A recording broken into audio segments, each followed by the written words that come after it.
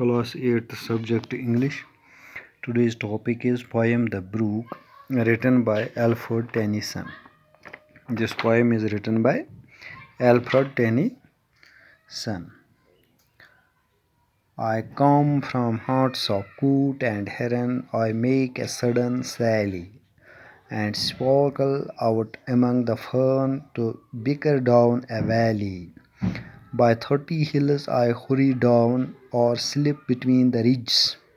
By 20 thorps, a little town, and half a hundred bridges, till lost by Philip's farm I flew to join the brimming river.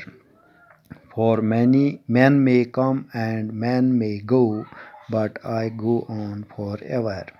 I chatter over stony ways in little shops and troubles. I babble into eddying bays, I babble on the pebbles.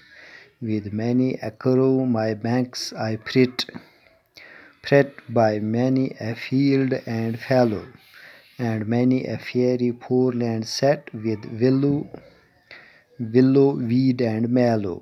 I chatter as I follow to join the brimming river, for men may come and men may go.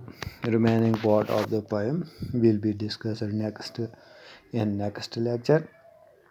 Now I will tell you the meaning of the poem. Yani वो poem क्या वनान यानी Brook, the Brook. यह poem Brook क्या गई Brook means small stream, लॉक्चु कॉल वनान Brook. युस अस वुचान कुन ति जाय जंगलों मज वसान यानी अख लॉकट सुकूल युस वारिया खूबसूरत आसान छ तो बे इमिच आवाज तिश पत इंसानस खुश करान यानी तुम समझो कि जंगलों मज यम सात या कुन ति नाल मज यम सात कह कॉल वसान छ तमिच आवाज तिश वारिया खूबसूरत आसान तो तमुक प्रथ कह युस आब ते आसान सु साफ आसान तो बे तमिच युस मतलब सु साउंड आबक युस यम सात आब पकान आसान छ तम सत तिश दिलस अख सुकून मिलान तो सुई छ यथ मज जिक्र कि अख ब्रूक छ पन कहानी वनान तो बह वन तह अमुक माने.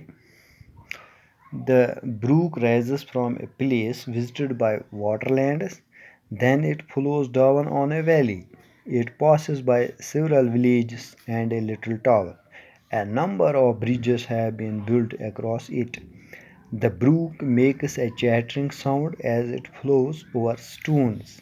It makes a deep gurgling sound. Sometimes it produces a soft murmur. At some places its flow is very fast, but at other places it slides very gently. The brook winds in and out while flowing. It cuts many curves on its banks. Flakes of foam are formed on the surface of the brook. Flowers float in it. Here and there, little fish are also seen. The rays of the sun are reflected through its clear water. The brook goes on flowing day and night. It never stops. It flows on and on to join the river. The brook says, men may come and men may go, but I go on forever. यानी Brooke पन कह पन सारी कहानी वनान कि कपर छस बह वसान कि मे पे हसा मतलब कदल त बनमत मज हसा बह फास्ट वसान मज बह लुत पकान यानी अड़न जायन हसा लुत पकान अड़न जायन फास्ट पकान कुन जाय अमच वेव थोद वथान कुन जाय डाउन गसान कुन जाय हम नालों मज त गुजरान तो कुन जाय अत मज वनान ब्रूक पन दलील कि बह हसा कुन जाय हवा सतन त टकरावान तो बह हसा वारिया मोड़ त षटान यानी आब छ और योर त कर्वन मज पकान सियोद छुन आब पकान कि मज यह कर्व त बनावान तो अत आबस हसा पे पोस त खसान यपर गुजरान बह हसा पोस त बनावान पोश त हसा मे नेरान यानी अत पे हसा आबस पे पोश त क्या यम सात वुचान कल डंज